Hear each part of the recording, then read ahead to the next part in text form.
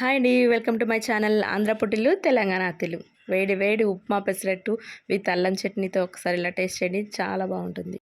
చాలామంది చాలా రకాలుగా చేస్తారు. ఇలా ట్రై చేయండి, మీ వంటకు అందరూ ఫిదా అవ్వాల్సిందే. ఒక గ్లాసు పెసలు, పావు గ్లాసు బియ్యం నానబెట్టాలండి. అచ్చం పెసలతో నానబెడితే మెత్తగా వస్తుంది. ఇలా బియ్యం కూడా వేస్తే క్రంచీగా వస్తాయి. నైట్ అంతా ఇలా నానబెట్టాలి. మార్నింగ్కి ఇలా మెత్తగా అయ్యి మంచిగా అవుతాయి.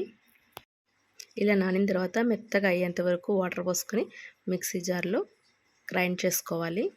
గ్రైండ్ చేసుకున్న తర్వాత దీంట్లో సాల్ట్ వేసి కలిపి పక్కన 10 నిమిషాలు పక్కన పెట్టి తర్వాత పెసరట్టు వేయాలండి.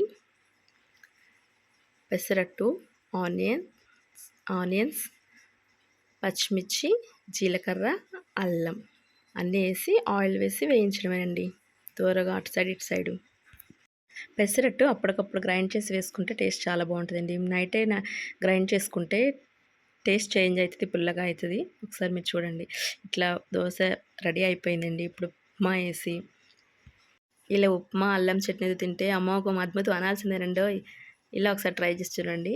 మీకు నచ్చినట్టయితే లైక్ చేయండి, షేర్ చేయండి, సబ్స్క్రైబ్ చేయడం మాత్రం మర్చిపోకండి. అల్లం చట్నీ మన ఛానల్లో ఉంది, డిస్క్రిప్షన్లో ఇస్తాను. మీరు ఒకసారి కావాలంటే చెక్ చేయండి.